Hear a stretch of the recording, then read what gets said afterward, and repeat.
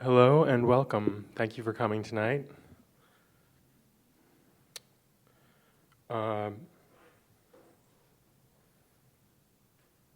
This is an incredibly august occasion, and it is my honor to introduce tonight's speakers. My name is Alexander Chi. I am a sometime guest of the MFA program, teaching writing here at Columbia University, and I'm the author of Edinburgh, a novel which is very nicely in the back, and a new novel coming out soon called The Queen of the Night. I'm also a former student of Marilynne Robinson, our honored guest this evening, and I will begin by addressing my time with her as I introduce her and Robert Hardies. When I first met Marilynne Robinson, I was her student at the University of Iowa, and she was my professor. And the reason, though I never told her, that I had gone there, my studies there were a kind of pilgrimage, and this was based on the publication of a single novel, Housekeeping, which had proven to me that whatever she had to teach me, I needed to go and learn it. And learn I did.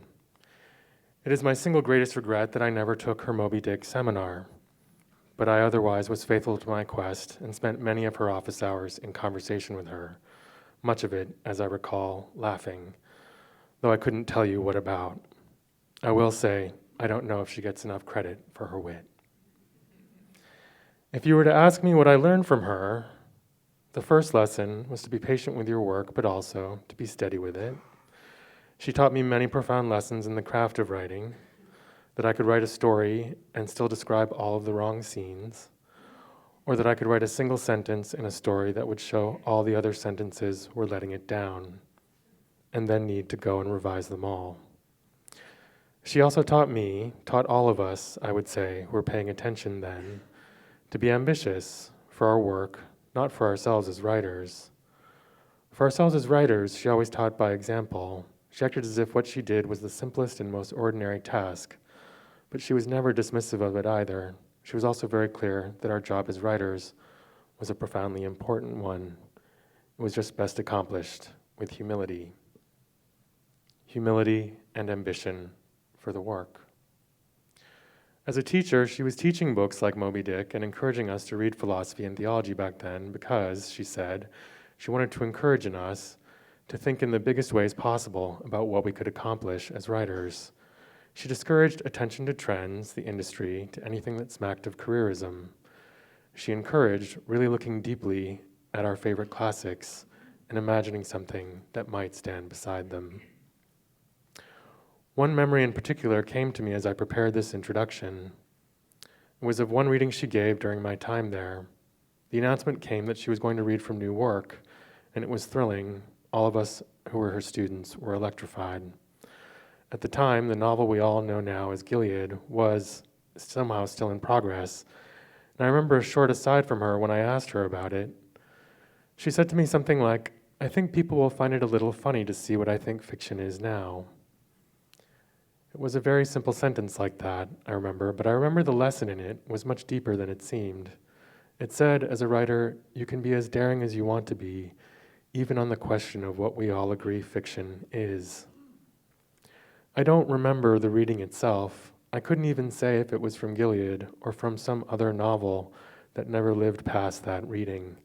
I just remember the feeling that I had after the reading, which is that I had been in the presence of something profoundly different from Housekeeping, something rooted as deeply, if very differently, and headed in new directions.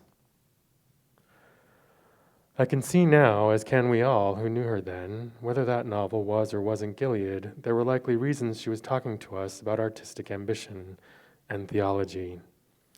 The trilogy that Lila completes is a truly stunning artistic achievement. At the time, some of my friends and I used to joke, back at the workshop, apropos of nothing, one must not speak lightly of the 3-volume novel. I don't know why. Maybe trilogies were in the air, or at the least, maybe hers was, haunting even our jokes as she worked on it somewhere off in the distance. Is there an award for the 3-volume novel? If so, Maybe it should find her, and if not, let this perhaps be the occasion on one which is made. At the least, let us never speak lightly of the 3-volume novel again. The writers you study with stay with you as your teachers for a long time after, maybe forever. They're usually not far from over your shoulder as you finish the edits on anything, an imaginary version of them functioning as something like a Greek chorus and a conscience. And each book they publish is a lesson of a kind. I remembered what she said before that reading when I bought Gilead many years later. I had the chance to read it in Maine, starting it on a snowy day near Christmas while visiting my mother, and I remember the way it was so deeply a lesson from start to finish on the possibilities for the novel.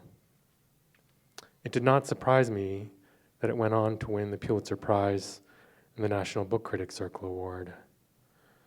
And this trilogy has, with each volume, changed my idea about what fiction is and what it can do. Tonight, here to speak with her about her body of work, which includes the astonishing Gilead trilogy, Housekeeping, as well as some truly profound nonfiction. When I was a child, I read books, Mother Country, Britain, the Welfare State, and Nuclear Pollution, The Death of Adam, The Absence of Mind, is the very distinguished Robert Hardies, a Unitarian minister, senior minister, at All Souls Church in Washington, D.C. He has served there since 2001 as the head of a vibrant and diverse congregation in the heart of D.C. At All Souls, Rob has been an advocate for racial justice and affordable housing and an ally to DC's immigrant community. In 2009, Rob helped lead the struggle to make DC only the 7th jurisdiction in the nation to embrace marriage equality. DC's mayor signed that historic legislation in the sanctuary of All Souls Church. In 2014, readers of Washington City Paper voted All Souls Church DC's best house of worship and Rob as its best religious leader. He is the editor of Blessing the World, a collection of essays by the feminist theologian Rebecca Ann Parker, and one of tonight's co-sponsors, Public Books, www.publicbooks.org, has commissioned an essay from him on Marilynne's body of work. He comes tonight prepared to discuss the Gilead trilogy, and no doubt many other things as well. Please welcome Marilynne Robinson and Rob Hardies.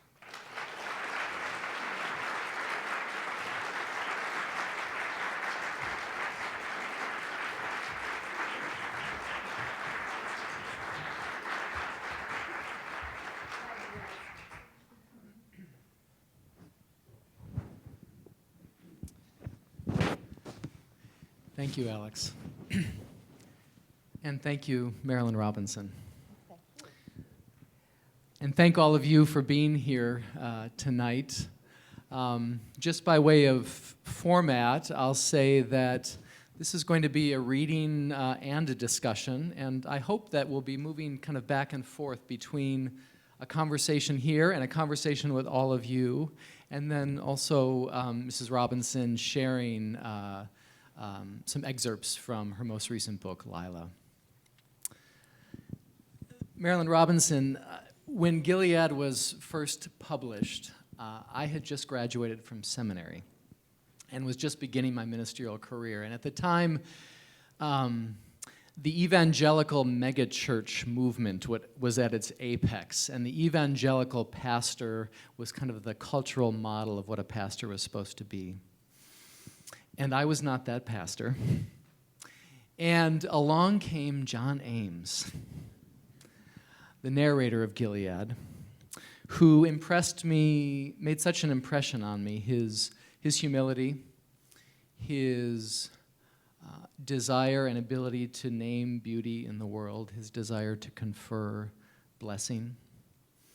And after a while, I realized that I'd come to think of John Ames, this fictional character, as a mentor of mine in the ministry, as a ministerial mentor. And so I want to begin tonight by thanking you, Marilynne Robinson, for giving me a mentor in the ministry. Well, thank you. That's very, very pleasing. I wonder, where did the Reverend John Ames come from in your imagination? Well, you know, it's fair to say I wonder about that too. Ministers have been absolutely certain that I was the daughter of a minister, you know, that I'd been to divinity school, this, that, the other thing. In fact, none of that is true. I don't know of anyone in my family who's been to divinity school. I mean, going back generations. But I do, all my life I've been fairly strongly associated with a church, a congregation. And I watch, you know. And one of the things that's very gratifying to me is that many people that come to my readings say to me, John Ames reminds me of my pastor or of my father, or, you know. And so I think that I did not invent him really as a type. I think that I discerned him, as they say, you know. I wonder if we could begin this evening by asking you to read a passage from Lila that features Reverend Ames and his soon-to-be wife, Lila. Maybe I'll just set up this passage a little bit by saying that, so Lila is a young woman who has been an itinerant laborer for much of her life, but on one Sunday morning passed through the town of Gilead, and happened upon John Ames' church, at which time an improbable courtship begins, in which Lila first asks Reverend Ames to baptize her, and then asks him to marry her. And this passage will pick up not long after that proposal of marriage. Okay.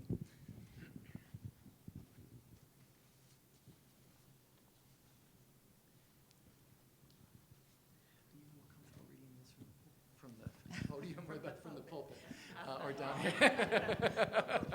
We'll try the pulpit, good.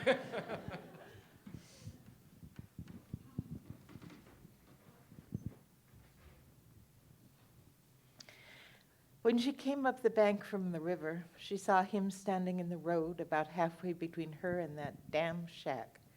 So there she was, Bible in one hand, catfish jumping on a line in the other, barefoot, and he turned and saw her.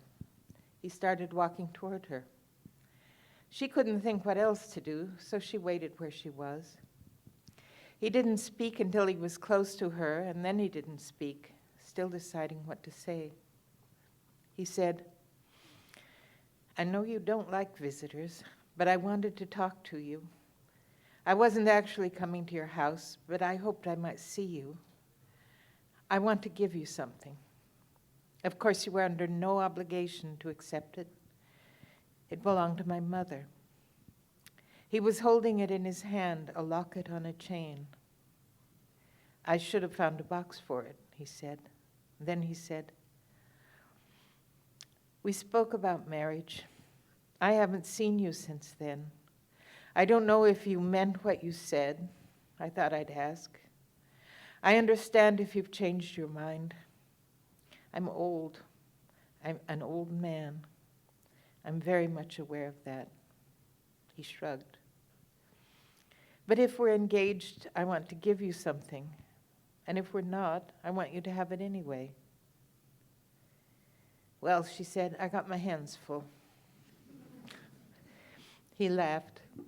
So you have. Let me take something. A Bible. I stole it. And don't go looking at my tablet. Sorry. Ezekiel. He laughed. You are always surprising. I stole your sweater. Was that a surprise? Not really. But I was glad you wanted it. Why? He said. Well, you probably know why. She felt her face warm, and the fish kept struggling, jumping against her leg. She said, damn catfish. Seems like you can never quite kill him dead. I'm going to just put it here in the weeds for a minute. And there it was, flopping in the dust. She wiped her hand on her skirt. I can take that chain now, whatever it is. He said, Excellent. I'm grateful. You should put it on. It's a little difficult to fasten. My mother always asked my father to do it for her. Lila said, "Is that a fact?" and handed it back to him. He studied her for a moment, and then he said, "You'll have to do something with your hair, if you could lift it up." So she did, and he stepped behind her, and she felt the touch of his fingers at her neck trembling, and the small weight of the locket falling into place. Then they stood there together in the road, in the chirping, rustling silence and the sound of the river. He said, "So, are we getting married or not?" And she said, "If you want to, it's all right with me, I suppose." "But I can't see how it's going to work." He nodded. "There could be problems. I've thought about that quite a lot." "What if it turns out I'm crazy? What if I got the law after me? All you know about me is what anybody can tell by looking, and nobody else ever wanted to marry me." He shrugged. "I guess you don't know me very well either." "It ain't the same. Somebody like me might marry somebody like you just because you got a good house and winter's coming, just because she's tired of the damn loneliness. Somebody like you got no reason at all to marry somebody like me." He shrugged. "I was getting along with the damn loneliness well enough. I expected to continue with it the rest of my life. Then I saw you that morning. I saw your face." "Don't talk like that. I know about my face." "I suspect you don't. You don't know how I see it. No matter. A person like you might not want the kind of life she would have with me. People around. It's not a very private life compared to what you're used to. You're sort of expected to be agreeable. I can't do that." He nodded. "They're not going to fire me, whatever happens. I'll have my good house till they carry me out of it. I can take care of myself." "I know that. I meant, if you're not like most pastors' wives, it won't matter. I've been here my whole life, my father and then me. I won't be here so much longer. No one will want to trouble me or you." He said, "You have to understand, I've given this a great deal of thought. What an old country preacher might have to give to a young woman like you. Not the things a man her age could give her, a worldlier man. So I would be grateful for anything I could give you, maybe comfort or peace or safety, for a while at least. I am old." She said, "You're a pretty fine-looking man, old or not." He laughed. "Well, thank you. Believe me, I would never have spoken to you this way if I didn't think my health was reasonably sound, so far as I can tell. You wouldn't have spoke to me like this if I hadn't mentioned it all in the first place." "That's true. I'd have thought it would be foolish of me to imagine such a thing, old as I am." She thought, "I could tell him I don't want to be no preacher's wife. It's only the truth. I don't want to live in some town where people know about me and think I'm like an orphan left on the church steps, waiting for somebody to show me some kindness, so they taken me in. I don't want to marry some silvery old man everybody thinks is God. I got St. Louis behind me and tansy tea and pretending I'm pretty, wearing high heel shoes. Wasn't no good at that life, but I did try. I got shame like a habit, the only thing I feel except when I'm alone." She said, "I don't think we better do this." He nodded. His face reddened and he had to steady his voice. "I hope we will be able to talk from time to time. I always enjoy our conversations." "I can't marry you. I can't even stand up in front of them people and get baptized. I hate it when they're looking at me." He glanced up preacherly. "Yes, I hadn't thought of that. I should have realized. I haven't always performed baptisms in the church, if there are special circumstances. All I would need is a basin of some sort. I could take water from the river. I can't affirm nothing. Then I guess we'll skip that part. I got a bucket, no basin. That will do fine. You wait here. I got to comb my hair. He laughed. I'm not going anywhere. She changed into a cleaner blouse and combed and braided her hair and put on her shoes. She'd do this and think about it afterward. She went out on the stoop and picked up the bucket, which would be clean enough after a rinse. The old man was in the field picking sunflowers. She walked to the road. He brought her his bouquet.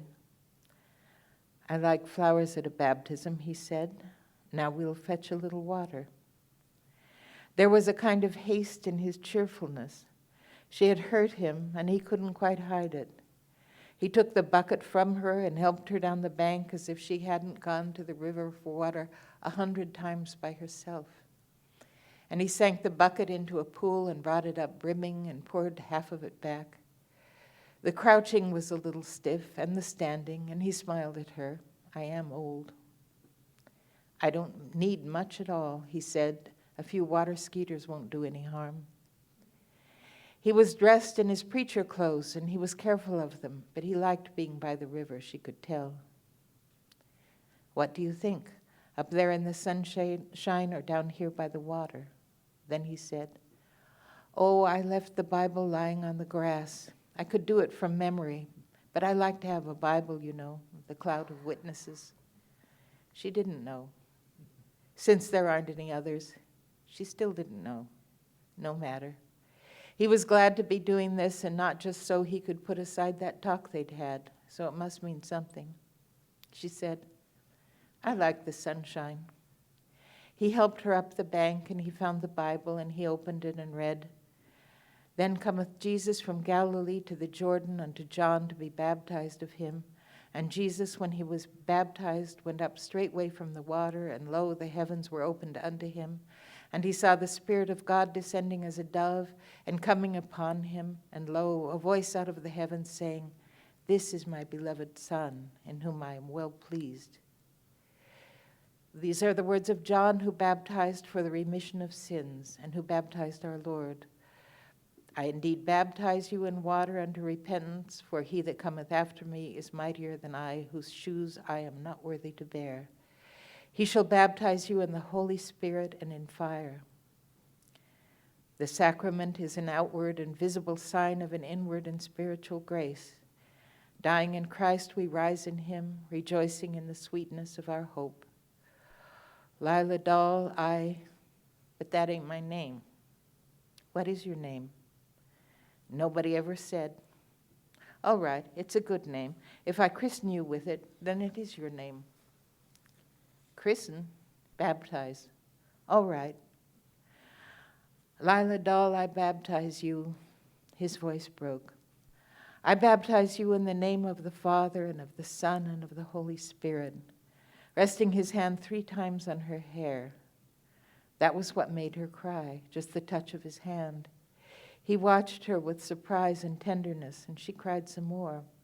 He gave her his handkerchief. After a while, he said, When I was a boy, we used to come out along this road to pick black raspberries. I think I still know where to look for them. She said, I know where. And the 2 of them walked across the meadow, through the daisies and sunflowers, through an ash grove and into another fallow field. There were brambles along the farther side, weighed down with berries. She said, We don't have nothing to put them in. And he said, I guess we'll just have to eat them. He picked one and gave it to her, as if she couldn't do it for herself. He said, We could put them in my handkerchief. I'll hold it. You get stains all over it. He laughed. Good. She spread it across his open hands and filled them, and then she tied the corners together. Fragrance and purple bled through the cloth. He said, I'll carry it so it doesn't stain your clothes, but it's for you if you want it. You can steal my handkerchief if you want to remember. the day you became Lila doll? She said, thanks. I figure I'll remember anyway. They walked up to the road. Well, he said, it's almost evening, and we forgot all about your catfish, didn't we? And your Bible and your tablet. I'll help you gather them up. It might rain, and then I'll be going. Wait, she said. I was wondering, can you still get married to somebody you baptized? He raised his eyebrows. No law against it. Why do you ask? I don't know. Seems like I just want to rest my head, he said. I'd like that too, Lila, but I think we made a decision. No. She wasn't crying. She couldn't look at him. I want this so damn bad, and I hate to want anything. This? I want you to marry me, and I wish I didn't. It's just a misery for me. For me, too, as it happens. I can't trust you. I guess that's why I can't trust you. Oh, she said, that's a fact. I don't trust nobody. I can't stay nowhere. I can't get a minute of rest. Well, if that's how it is, I guess you'd better put your head on my shoulder after all. She did.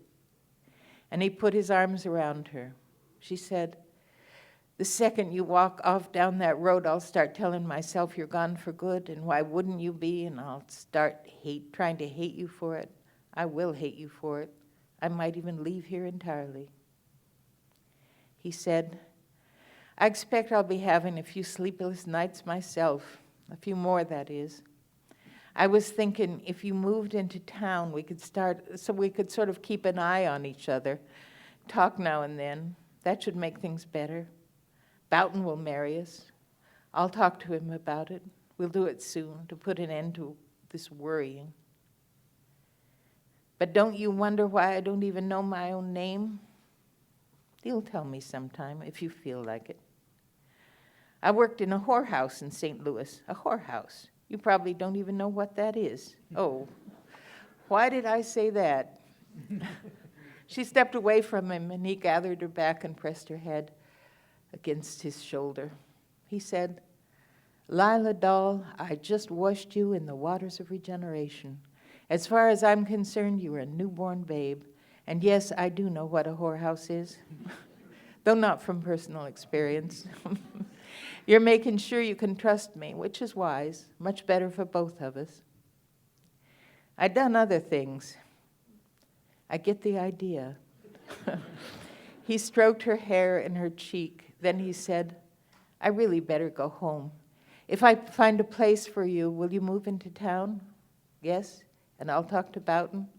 Promise you won't be out here trying to hate me, if that's something you can promise. He went off and came back with her Bible and tablet and that muddy catfish, which he had dropped into the bucket along with a bouquet of sunflowers. He said, with a catfish, you just never know. He looked at her. Sleep well, he said gently, like benediction, as if he meant grace and peace. So now she was going to marry this old preacher. She couldn't see any way around it that would not shock all the sweetness right out of him.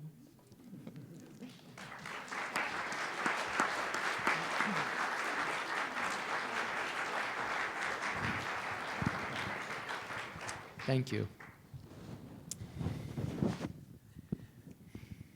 That is one of many baptisms in the trilogy of novels. People are getting baptized by preachers and revivalists. They are sprinkled and they are fully immersed. A litter of feral cats gets baptized in Gilead. And later in this novel, Lila will actually walk back into that river and with her own hands unbaptize herself, which is perhaps a baptism of sorts too. What role do all these baptisms play in your novels? What do they mean for you? Well, one of the things that I find moving about, the culture of religion is that it does express the impulse people have to bless each other. And it's an interesting thing. Metaphysics perhaps could explain to us what is communicated besides a very deep desire on the part of one person to confer an absolute benefit on another person.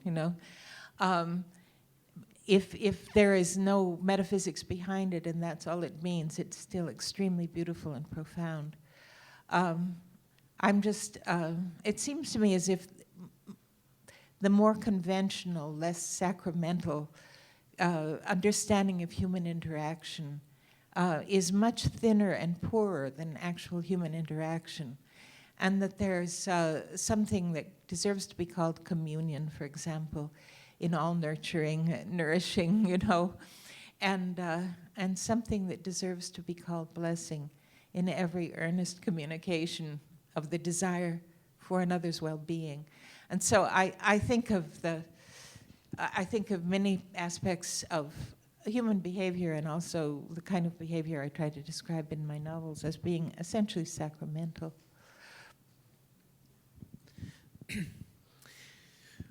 At least part of what baptism signifies in the church is a liturgical or sacramental acknowledgement of human dignity. Mm-hmm. And a reverence for human nature is present in both your novels and your essays. I like to think that in the novels, that reverence kind of glows and illumines your fiction. And in your essays, that same reverence burns with a kind of prophetic fire. Why is this reverence for human nature, this humanism, so central to your work? Well, one of the things that's been true of my life is that I'm very interested in science. I'm also very interested in antiquity. I'm interested in the stream of thought that passes down basically through literature and through what we can know historically about our history, our career on this planet, which can be extremely alarming and tragic and all the rest. But it speaks to the extraordinary brilliance of our species, and brilliance is, I'm not making a relative statement as if, we're smarter than the other primates or something like that. I mean that there really is something about us, the capacity and the passion to create what is beautiful, loyalty that is lived out at incredible cost, all these kinds of things that you find over and over again. And we are so mysterious to one another. And the occasions to actually offer high degrees of generosity and loyalty and so on are so rare, so inconspicuous in many instances. But you find, we tend to each other at great cost often. And then all that, and then also the fact that we make civilizations, which I think are enormously moving artifacts. All of that, I think of us, frankly, as being unique in the universe because I don't have any real reason to imagine that we're not, And if we're not unique, we're awfully rare. And we are so super abundant, really, in the qualities that are associated with humanness. And I can't even imagine not having a huge presumption in favor of the sacredness of a human being or of humankind, The old Hebrew Bible, Genesis establishes the idea of a human being as the image of God, and I think that's a very, very profound central insight that we can carry with us. Yet you're concerned about any number of kind of anti-humanist, if you will, factors or ideologies or forces in our culture. Where do you see that kind of anti-humanist, those forces or those ideologies playing out, and what are the costs? I think for some reason it's hard for human beings to remember to value human beings. A lot of what we take to know about ourselves, like the way we've talked about ourselves anthropologically and so on, tends to offer an understanding of the core human, which is simple and perhaps brutal and all the rest. Nothing that we can find an equivalent for, although on those grounds we have insulted many other cultures, assuming that they are examples of this kind of initial primitivity that we insist on finding in ourselves, and finding as basically the core of our motives, impulses, thoughts, all of which we, for some reason or other, are taken to translate into lovelier versions of themselves. I don't know, that's also tenuous and ridiculous. But in any case, you look at history, and the fact is that we are the greatest problem we have, And I think that however, history works itself out, we will probably find that we have been victim and villain, and that, we're amazing because we are a threat to ourselves, because we refuse to concede the degree of value to ourselves that is actually appropriate. That's what, I have another way of understanding. I talk a lot about givenness when I'm talking to myself. And, what we have are certain facts. One of them is that we are absolutely brilliant, that collectively we have developed a level of understanding of the given world and so on that is truly astonishing. And on the other hand, we refuse to take account of what we do, what is demonstrably true of us. We don't accept, we create an artificial beginning and project forward, and it's too narrow to take into account what there is to know, which is worthy of awe,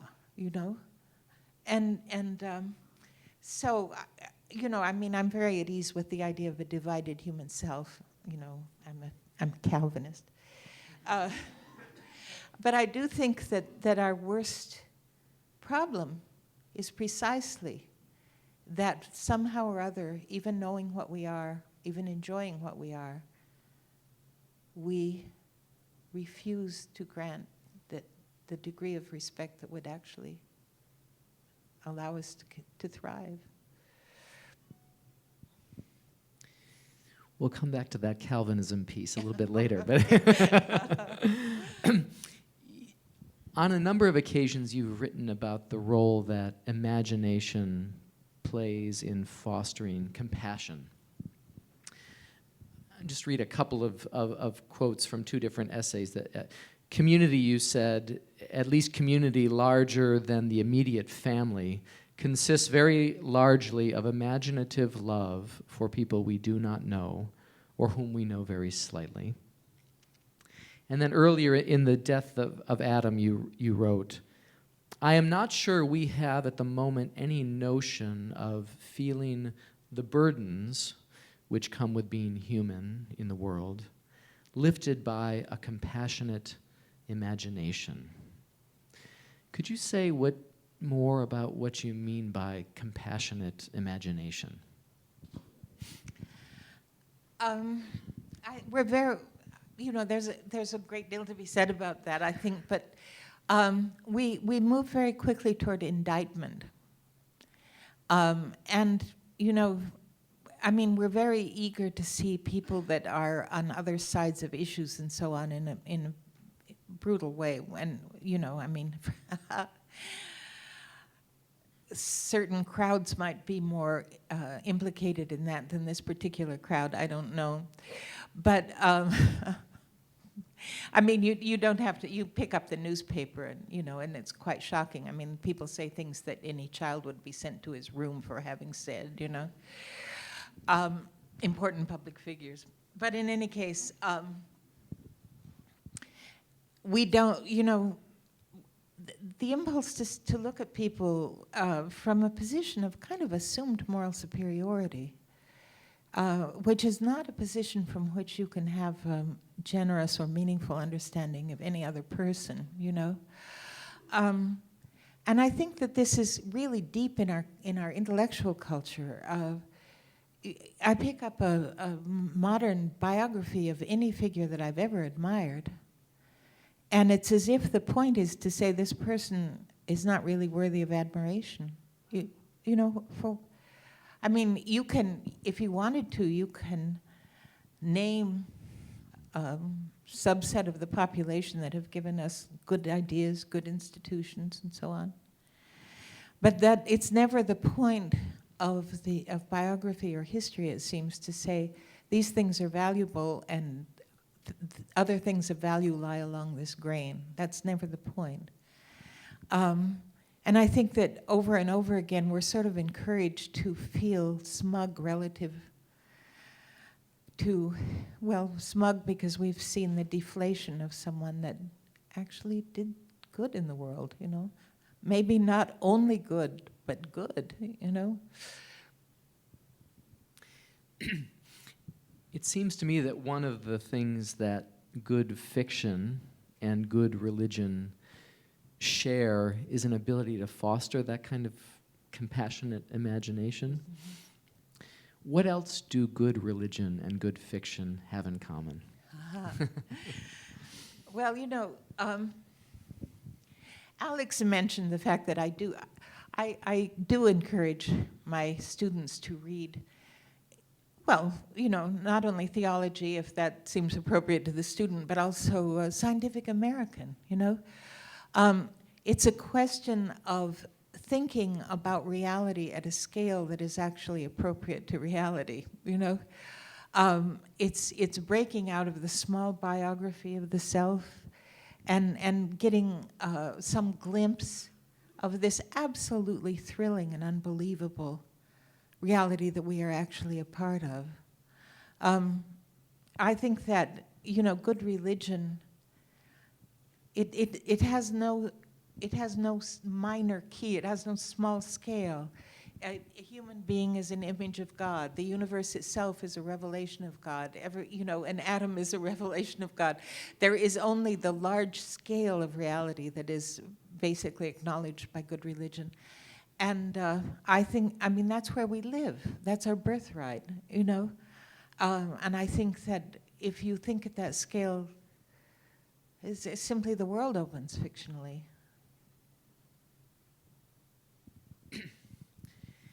This may seem a little bit out of left field, but one of the novelists who I often come to think of when I'm reading your work is James Baldwin. Baldwin is someone else whose work is deeply inflected with the language of the church, its hymnody, its sacraments. His project is also about reclaiming kind of a sense of human dignity against the assaults that dignity can face. And Baldwin said something about good religion once. He said, in The Fire Next Time, he said, if the concept of God has any validity or any use, it can only be to make us larger, freer, and more loving. If God cannot do this, then it is time we got rid of him. I wonder if you've thought of yourself in relationship at all to Baldwin, or if you've read him and what you think of that quote. I think he's right about good religion. You know, I mean, the way he sets it up, the terms that he establishes,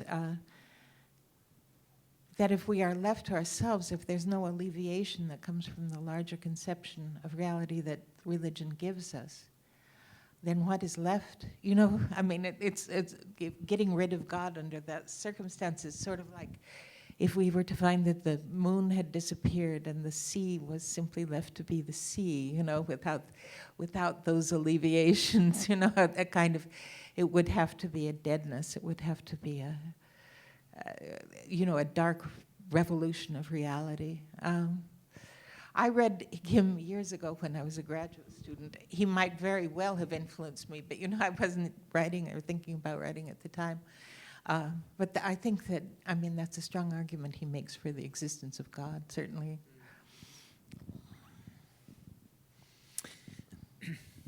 I think at this point, I'd like to ask if you might share the second excerpt from Lila, and then we'll open some questions up for the audience. The second excerpt comes a little bit later in the novel, when Lila and Reverend Ames have married, and they're visiting the home of Robert Boughton, Ames' best friend, the other Presbyterian minister, and they begin a discussion about hell, which raises for Lila concerns about the fate of Doll, the woman who is essentially her mother, the woman who raised her. Could you tell me how to Yeah. find it? Yeah. I never put chapters in my books. It makes my life very hard.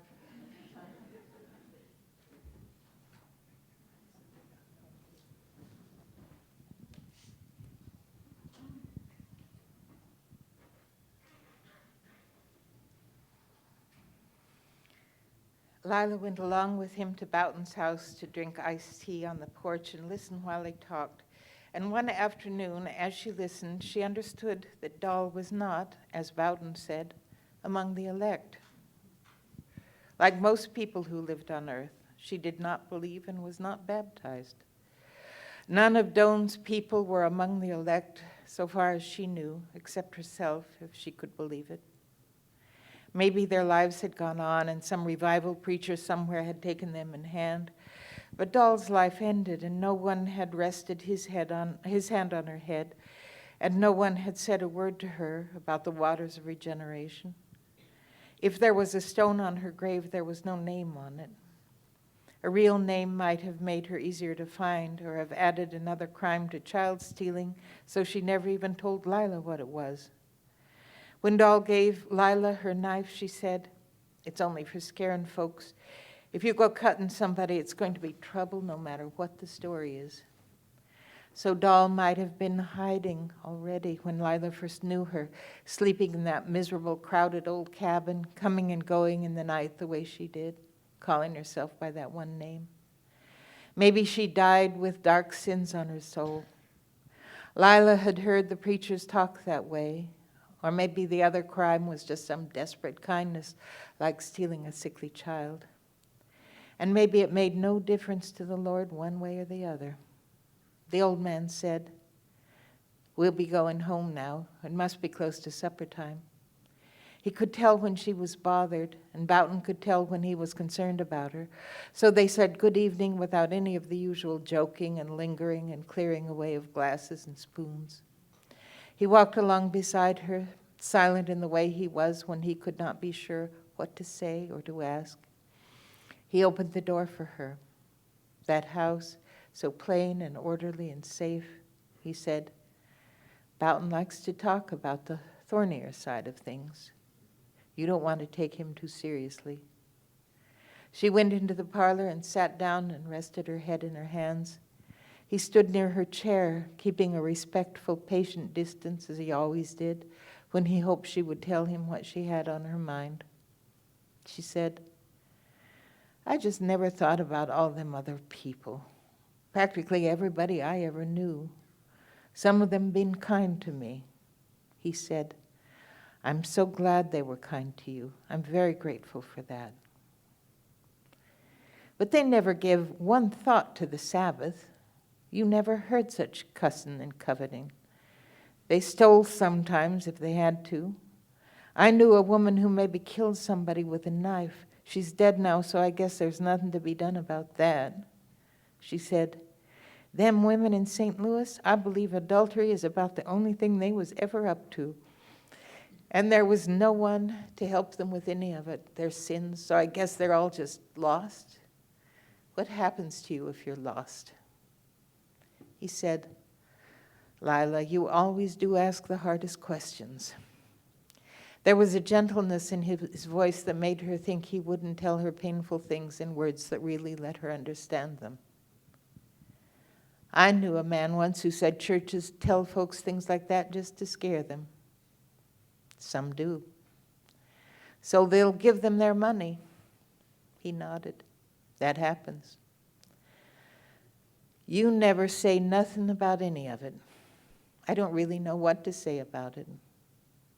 But it's true then. There are other things I believe in. God loves the world. God is gracious. I can't reconcile, hell and the rest of it to things I do believe and feel I understand in a way. So I don't talk about it very much. That's the only time I ever heard you say that word, hell. He shrugged. Interesting.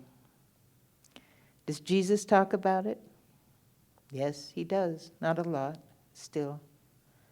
She said, I don't know. For a preacher, you ain't much at explaining things. I'm sorry about that. Sorry you're disappointed again. But if I tried to explain, I wouldn't believe what I was saying to you. That's lying, isn't it? I'm probably more afraid of that than of anything else. I really don't think preachers ought to lie, especially about religion. She said, I just wish I'd known a little more about what I was getting into. My own fault. I should have gone to them damn classes. He sat down on the sofa. My fault, too. My fault entirely. They were quiet for a while. Then she said, I know you didn't mean no harm. He shook his head. I didn't do you any harm. I'm sure of that. Well, he didn't know Doll and the rest of them. The loneliness that settled over her at the thought that they were lost to her. He buried his face in his hands, praying most likely. So she went into the kitchen and made sandwiches. He'd wanted to get her baptized before she could take off and lose herself in some rough life and then be lost in whatever came after it. That was kind of him, dipping his hand in that bucket, river water running up his sleeve while he blessed her with it, bees buzzing, her catfish flopping in the weeds. He surely did look like he meant every word he said. The heavens torn asunder, a dove descending. There was no sign of all that except the look on his face and the touch of his hand. It wasn't often in her life that anyone had been so set on doing her good as he was, after she had said she wouldn't marry him, too. A preacher doing what preachers do to give you what safety they can.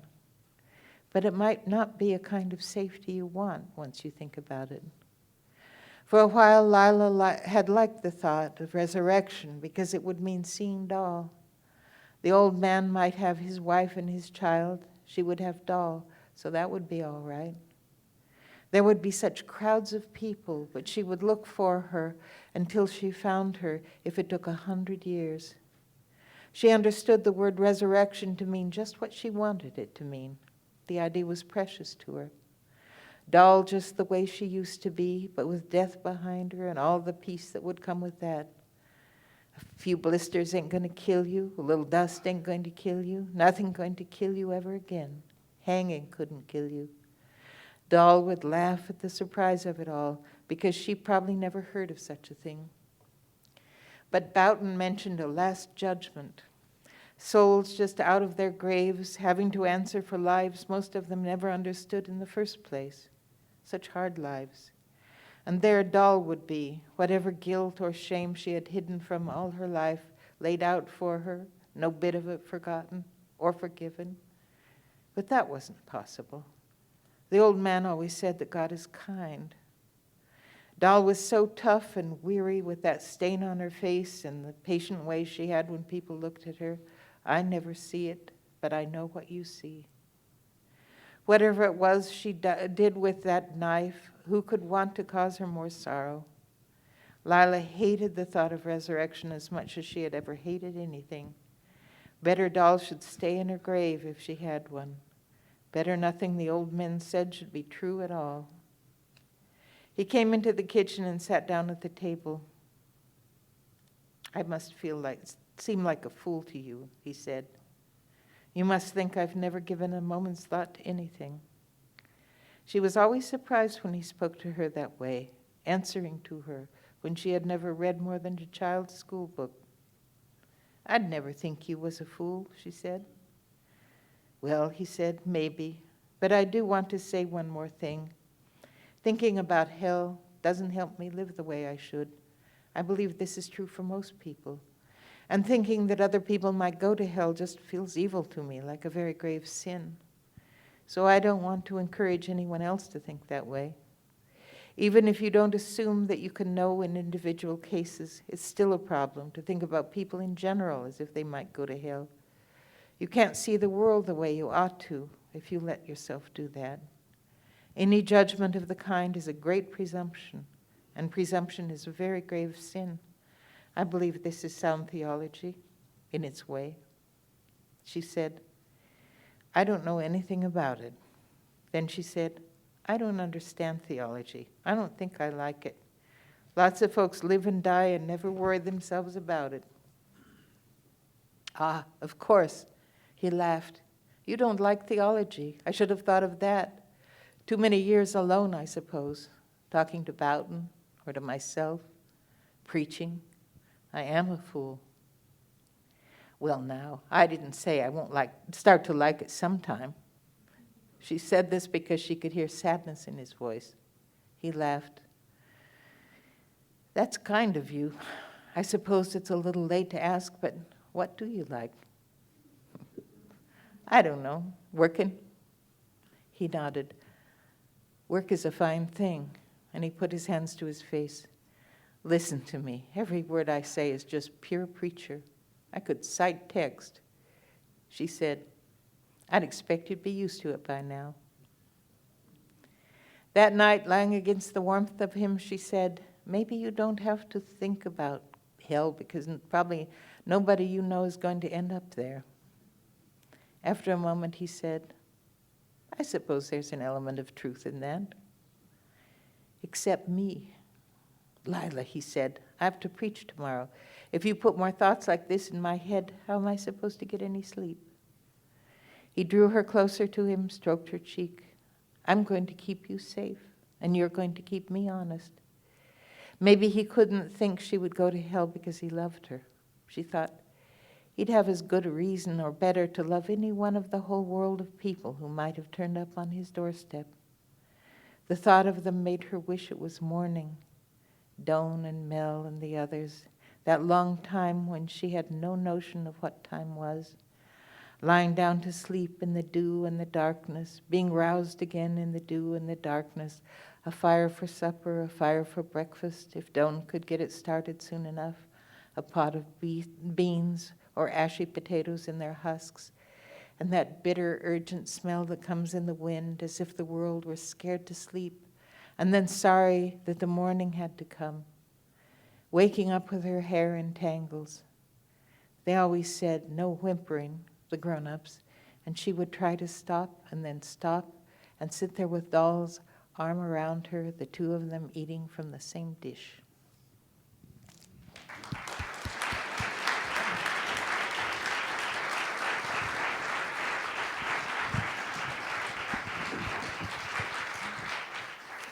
Thank you. One of the things I love about your novels are the ways in which they depict real human beings really struggling with their faith.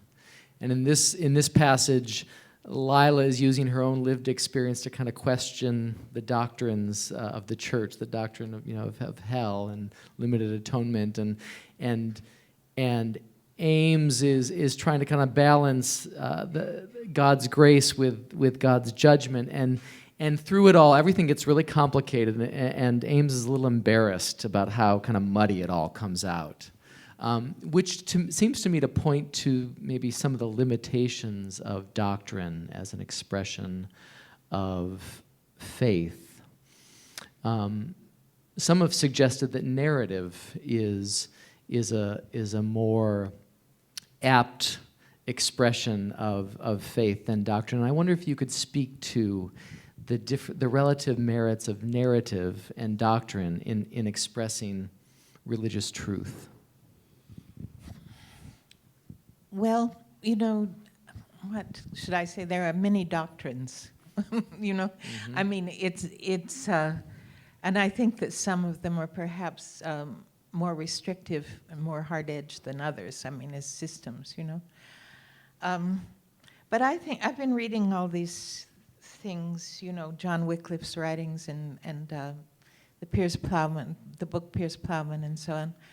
And you have, you know, there were people that had a much wider sense of, you know, of the grace of God. You know, like in the Piers Plowman, Langland writes that, you know, that Jews and Saracens, as he calls them, is Muslims, might well go into heaven before us, etc. You know, there is a very strong, unacknowledged background of Christian thought that does not have these very difficult restrictions in it. You know, I think of my Lila as a sort of Piers Plowman. You know, somebody who would have that deeper, in a certain sense, instinctive. I mean, William Langland was obviously a very learned man, but nevertheless, the tradition that he's speaking out of, same with Wycliffe, does not want to make Christianity into a system of restrictive doctrines. And they're very, very intent on any human being as the image of God, and that, you know, William Langland speaks of Jews and Muslims as images of Christ, you know, without imagining them as being absorbed into Christianity, Christendom, you know. I think that in a way, there's a polemical character in the development of historic Christianity that has created problems in it that are not appropriate to it, you know. And this is something that I'm trying to sort of deal with in Lila.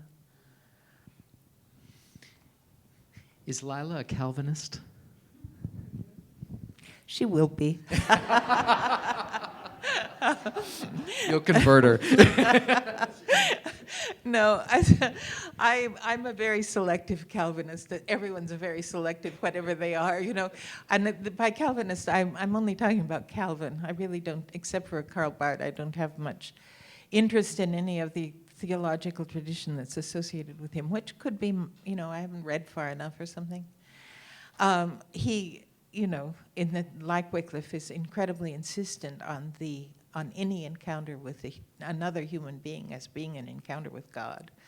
What does God want out of this meeting, this moment, and so on? And this is the kind of core of Calvin's thought that is extraordinarily important to me. But, you know, he says himself, we're a part of a history. We do not understand the limits that our history is imposing on us, you know. There will need to be further thinking because we have received so much and received it so implicitly that we can't be as critical as we ought to be, basically, you know.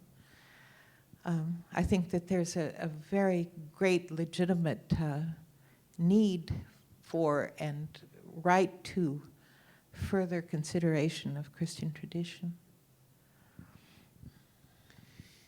I'm going to ask one more question and then invite folks from the audience to stand at that microphone there because we're recording this event and we'll take some questions from the microphone.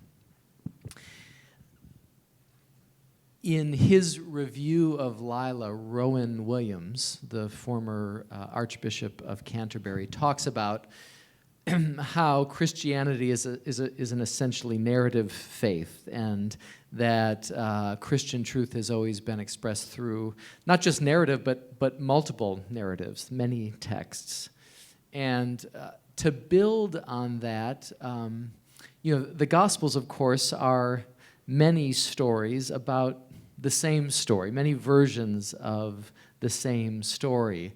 And so I got to thinking about that, of course, it dawned on me that maybe, you know, Gilead and Home and Lila are your synoptic Gospels. But I wonder why it is that you came back 3 times to Gilead, and what it is that you hope to convey through those 3 visits. I came back to Gilead because the characters just stayed so alive in my mind. You know, when you're writing fiction, you know when you have a living character. And if the particular novel you're writing closes and the characters live on, they feel like they deserve their own book, you know. I don't think of myself as trying to assert anything when I write. I think of myself as exploring things, setting a problem that, from my point of view, is a real problem. Okay,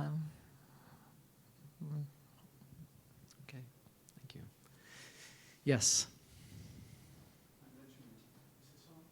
I don't think so, no. I'm just going to speak loud. I'm Benjamin Taylor. I come to think of you as, in our literature, the opposite of Flannery O'Connor, whose books contain no tenets of humanism, and whose idea of grace is completely different from yours. In her stories and novels, grace is a violent, savage, unknowable force that rends people from their former lives and very often kills them dead. She's been such a vast figure for all of us, and I wonder if you could say something about her and about the other Roman Catholic writers, great Roman Catholic authors, especially as I think you were never tempted by Roman Catholicism. I've always been kind of satisfied with where I am, you know. But I have always found her puzzling. She's a very beautiful prose writer. And I have a tenderness in my heart because I can imagine this little, you know, person wandering around the streets of Iowa City with her great big Southern accent that no one could understand and so on, you know. But I don't understand the territory of her theological imagination. And so I don't want to say anything about it beyond the fact that I don't understand it. It's not, her conception of grace does not rhyme, as they say, with mine, so.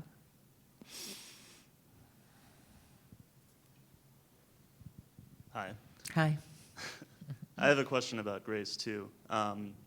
You said before, and you hinted at it earlier, that our misunderstanding of both science and religion have trapped us into small models of thinking that are wholly inappropriate to us. And you've also said that we misunderstand sin as something that's itemized rather than a natural bias that we're born with.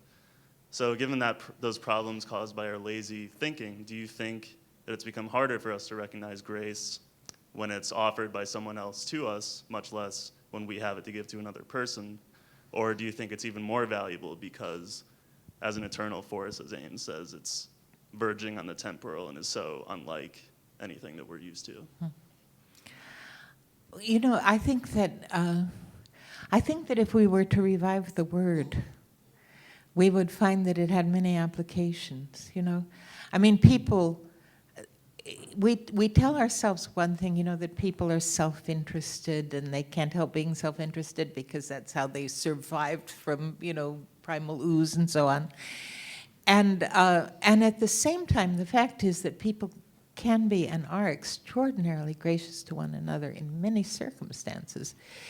And if we were to acknowledge it, I think we would sort of put a blessing on it that would enhance its presence among us, you know? If it were recognized in the aesthetics of personal behavior, you know, so the generosity that is more than generosity, and you know, the respect that is deeper than respect, and so on. I think that these things come very naturally to many, many people, and our refusal to acknowledge them, I think, is something that makes us blind to them when they occur, and makes us less willing even to think of them as options for our own behavior, our own conduct.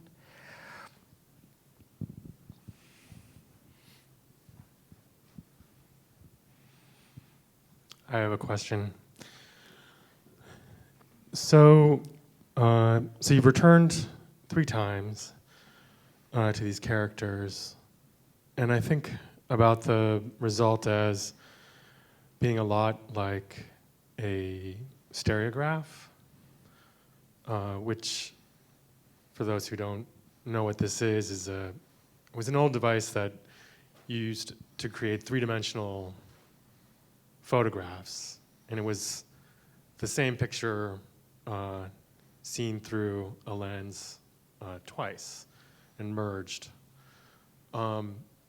Here, of course, there's essentially three very distinct portraits in some ways and yet related. And my experience with stereoscopic fiction, the use of multiple points of view in fiction, is that typically the result is a portrait of a character who has stayed silent the whole time. And so I'm wondering if that's true, and if not, maybe do you have a sense of what is visible at the center, if that isn't it? Well, you know, I only think fictionally within my fiction, you know. I don't have opinions about it in a certain sense, you know. I don't have another narrative about it, you know. I just write what seems right to me, you know. What you sort of, I think it must be like painting or composing music, where you do certain basic things that establish the rules within which something will eventuate, you know. And it does feel like an exploration. What, you know, well, I guess maybe what I'm saying is obvious. Hi, I have to admit, I have not read anything you have written. But I'm here and I will. Okay. But in hearing you and the Reverend speak, I'd like your comments on a couple of things I'm going to say. In the dictionary, religion is defined as belief in a metaphysical or a transcendental being. But from the Latin, religio means to combine in community. A lot of what you're discussing via your own, well, through your characters' words and on stage, this conflict between the two is a constant, and I'm cool with that.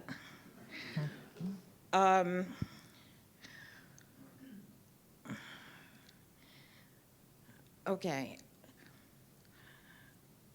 You say humanism is central to your theme, to your work. But there's religious humanism, and there's ethical humanism, or humanism, secular humanism.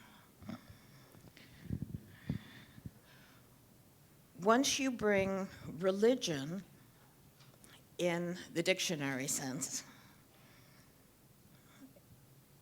and you talk about people combining in community, you know, this conflict, when you bring the dictionary definition or a god, a metaphysical creature into it, then you have to look at the various religions. Whose religion is right? I mean, and I'm almost done. There's a point here. So you quoted from James Baldwin. If you take his words and replace the word God with good, then all's well with the world. All right?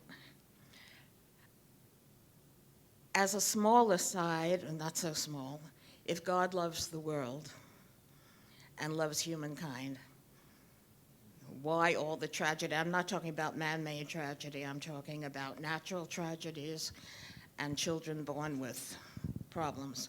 And my very last thing. At the Society for Ethical Culture, they say, because you talked about personal behavior. That was the object is to bring out the best in ourselves and each other. Why is it such a conflict? Why do you have to insist upon the continuation of the metaphysical God when we all have within us the ability to draw from ourselves, our inner goodness, a society of civilization, connectedness? Anyway, I'll leave it at that. Well,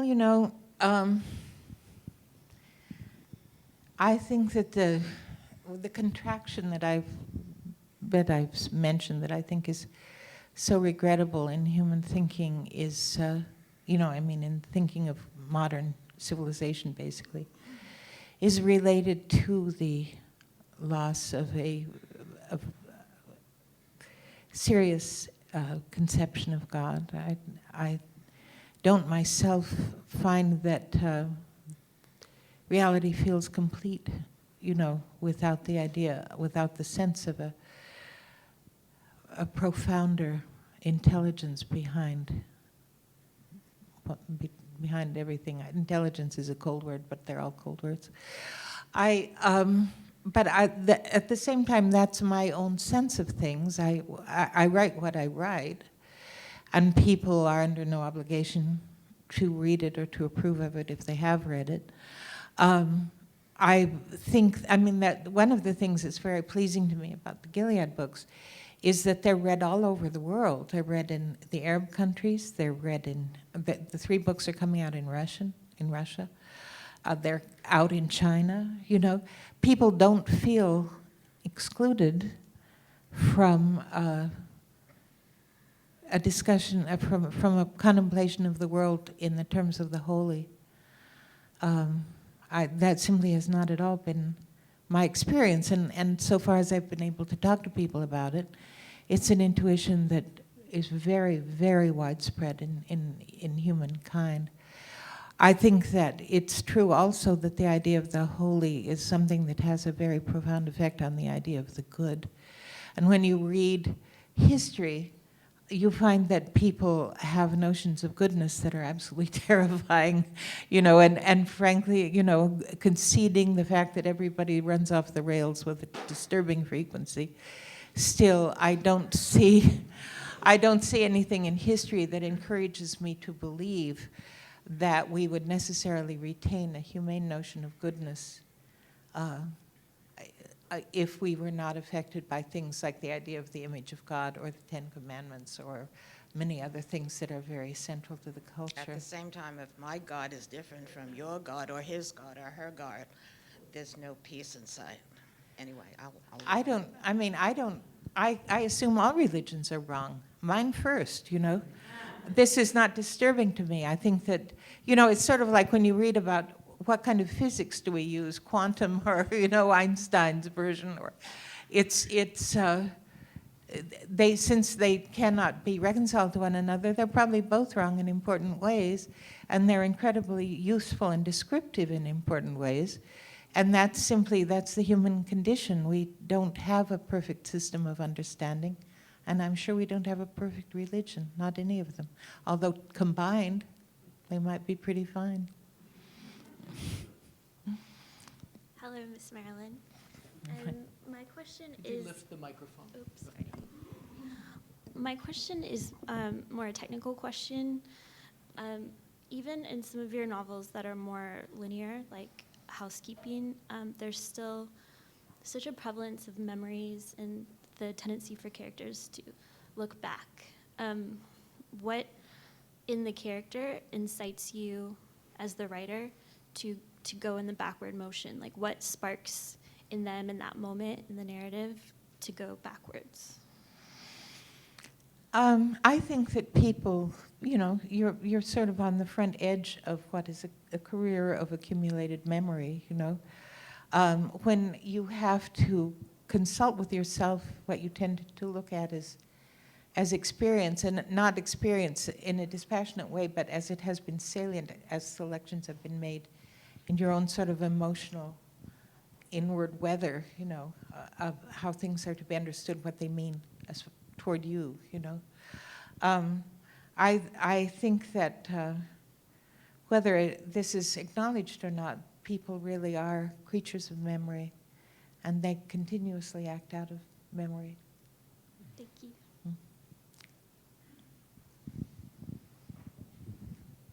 Hi, I kind of have two short questions. The first is, I have two short questions. The first is, I found myself, after me and my family, we finished Lila, found myself discussing with my mother and older sister about whether Doll was African American or another race, and being I think it shows up in the news a lot, and about, for example, like movie directors or like deciding to portray a certain character as a certain race or cast somebody as a certain race, and that kind of coming into conflict with readers' images of the books. And as a reader myself, I find it very powerful when an author just makes a conscious decision to portray someone as a different race or multiracial or biracial or something like that, and or even if they make the seeming conscious choice in favor of racial ambiguity, in the favor of kind of allowing the character to kind of connect with a much broader audience. And I wonder if, in the case of Doll or in other your characters, you made that kind of decision. I'm very interested in trying to understand the human being as a solitary soul, and I don't want to seem to impose a socially created identity on the character. You can't avoid it. But in the case of Doll and Lila, I want them simply to feel, to feel the sort of urgency of their own solitudes, and I don't think that there's anything that's racially particular about that. I didn't think about making them African American, but there's no reason why they should not be, And one other thing, my mom wanted to know, sorry, Mm-hmm. if you're going to write more about Jack Boughton, because that's her favorite character. I always get votes for Jack Boughton. Well, I like him too, and we will see how that. But people ought to be ready to say quartet rather than trilogy. You heard it here first. I have a somewhat related question. It seems to me that there are themes of American racism and classism sort of woven throughout your books. And it's might be surprising to some people that these forces play so prominently in a rural Iowa town. So I'm wondering why you think they play so prominently in your stories, or what role you think that they have had in your stories. Well, one of the things that is actually a motivating consideration in writing Gilead is that I had been reading a history of, basically 19th century accounts of the settlement of Iowa and the Middle West more generally. I came there from Massachusetts, surprised to find myself in the Middle West, knew nothing about it, found no one who could tell me anything about it. It's so true. It's amazing what you can talk people into believing. Nothing ever happened there, say they. And it's just amazing. So what I found out, of course, is that a lot of the people that came from New England into the Middle West in the 1830s, especially in the 1840s, were abolitionists from New York and New England, upstate New York, and who moved into that area and set up schools and set all sorts of very enlightened policies. Iowa has never had death penalty. It has never had segregated schools. It was one of two states, the other being Maine, that never had anti-miscegenation laws. It has very early and very intense educational culture, which persists. But and it sent a tremendous number of people into the Civil War. Most of the Union Army, the plurality of the Union Army, were people from the Middle Western states.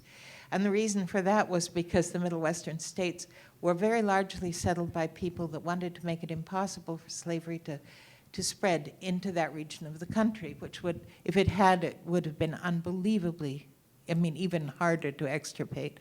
And if you read, as they did no doubt, Jefferson Davis and others, it was exactly their plan to move up the Mississippi and into the Middle Western states. So in any case, this was true of the settlement of the place, and it's still oddly palpable, thank God, in certain institutions and customs and so on. But people there have totally forgotten it. I may have kindled little fires here and there, but basically it was a fantastically interesting case of historical amnesia, of which there are many. But in any case, it was literally true that General Grant, President Grant at the time, called Iowa the shining star of radicalism. And this was very high praise. That Iowa made banks illegal because it thought that they encouraged accumulations of capital. But that didn't last long, unfortunately. Nevertheless, it should have been true, and Jack knows it should have been true, that although he could not marry Della in any other state except Maine, he could, if he went home to Iowa, he ought to be able to marry her. He ought to be able to regularize their existence and get rid of all the, But in fact, when he comes back, he does not at all feel confident. He's afraid even to broach the subject with his father. And I'm talking about something true, which is that at one level, these very enlightened laws were established and persisted in. At another level, the culture forgot its roots in a way that normalized it to what was happening in the rest of the country, And so it's, if your heart breaks for Jack, it's because nobody in the place where he should have been able to come home, where he should have been able to come for the shelter of his family, would have, he can't trust them to know that this was their tradition, that this was their law.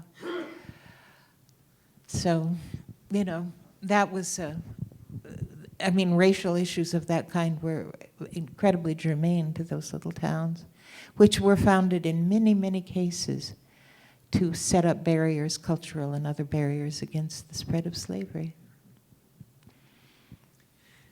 We have time for one last question. Thank you. I want to go back to your second reading, which, when I heard you read it after having read the novel a couple of times, I suddenly heard a brutal irony in it that I hadn't heard before. It's a kind of dark and painful scene in a way. Not in a way, but I suddenly saw that how, in a way, callow Robert Boughton's version of damnation and lostness was compared to her lived experience. And one of the many reasons I love your work, and I'm slightly terrified by it, is that you explore this lostness more deeply and with more honesty about its extraordinary anguish and loneliness than any other writer I can think of. And it seems as though this moment is where you are, in fact, creating a counter-theology of hell as that which is lived on earth. And I just wondered if you would comment on that. Well, I do. To my mind, Lila is a theologian who works in another idiom. But in fairness to Robert Boughton, he's worried about China. He's not comfortable with this idea that has come to, that has arisen around, the issue of missionary efforts and things like that. I want that to be the moment. what can I say? In that moment, as far as I'm concerned, Lila begins to articulate a theological world of her own, which, you know, is helped by Ames, but not dependent on him, and that carries the issues that they're talking about farther than he would, you know. She ends by saying, you know, someday I'll tell him, you know, because she feels as if in a way she's advanced beyond what he's been able to tell her. I hate it when I start criticizing my own work, you know.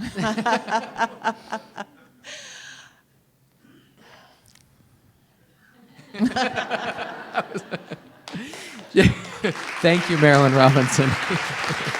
Thank you.